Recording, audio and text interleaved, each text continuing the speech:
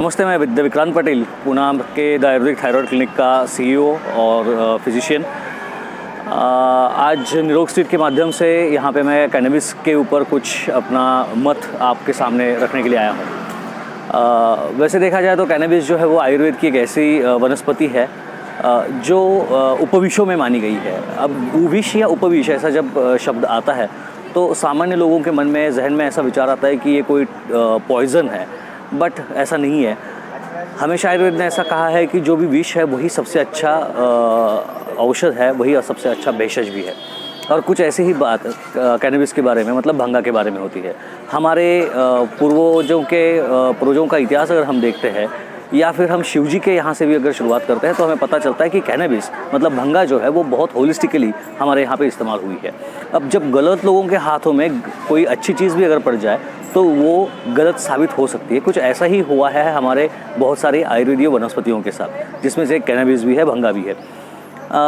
लोग उसका नशा अगर नशे के लिए करेंगे तो obviously that is not a good thing, but अगर ऐसी चीज़ों का इस्तेमाल अगर हम समाज के सृजन के लिए करते हैं तो वो एक बहुत अच्छी कार्यकारी शक्ति साबित हो सकती है।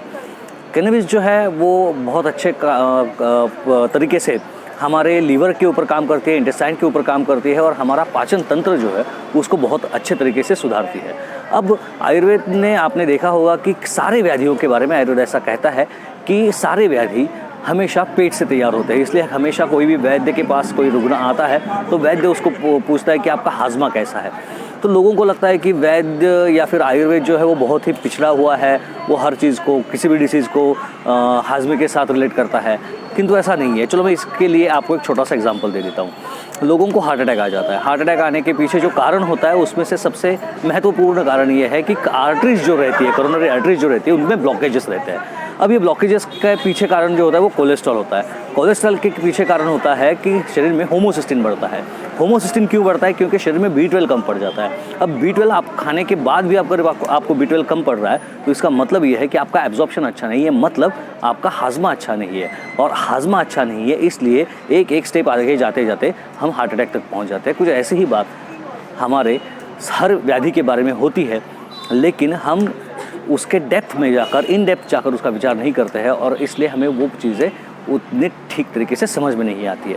इसी तरीके से कैनबिस डाइजेस्टिव तंत्र के ऊपर, पाचन तंत्र के ऊपर इतना अच्छा काम करता है कि अगर इस कैनबिस को ठीक से इस्तेमाल किया जाए तो शरीर में उद्भव होने वाले बहुत सारे व्याधियों को हम हटा सकते हैं या टाल सकते हैं। अगर गायनेकोलॉजिकल डिसऑर्डर्स की हम बात करेंगे, आज चूँकि वुमेंस डे है और वुमेंस डे के इस अवसर पर हम ये बात कर रहे हैं तो हम कुछ बातें गायनेकोलॉजिकल डिसऑर्डर्स के ऊपर करेंगे। गायनेकोलॉजिकल डिसऑर्डर्स में पीरियड्स रेगुलर न आना, पीरियड्स डिलेड आना, PCOS जैसे कंडीशंस है, पेनफुल मेंस्ट्रुएशन, ये आजकल बहुत ज़्यादा कॉमन हो चुका है। पिछले 2 पीढ़ियों के बारे में अगर आप देखेंगे तो आपको पता चलेगा कि उस वक्त की जो लेडीज़ थी उनमें पेन ये बात कभी होती नहीं थी। उनमें बहुत आसानी से मेंसेस आ जाते थे, पीरियड कब आया कब चला गया ये उनको पता भी नहीं चलता था। हालांकि आज की कंडीशन ऐसी है कि मेंस्ट्रुएशन मतलब पेन ये एक बहुत बड़ा समीकरण बन चुका है। अगर ऐसा है तो हमें देखना चाहिए कि इसके पीछे कारण क्या है। जैसे मैंने पहले कहा था कि पाचन तंत्र ये एक बहुत बड़ा रीज़न होता है बहुत सारी चीज़ों के लिए और उसको अच्छा करने का काम कैनबिस में है। तो अगर मेंस्ट्रुअल डिसऑर्डर्स में पेन ये कंडीशन अगर आती है तो हमें चाहिए कि कैनबिस जैसे दवाइयों का इस्तेमाल करके हम इन सारी चीज़ों को ठीक कर सकते हैं और इनको ठीक करने की क्षमता कैनबिस में है। तो चलो आओ, आज जिन विषयों को हम बुरा मान रहे हैं उनको फिर से एक बार हम इस्तेमाल में लाते हैं और अपना आरोग्य ठीक करते हैं। One of them is cannabis, so I will support cannabis and I will like to promote cannabis. Thank you very much.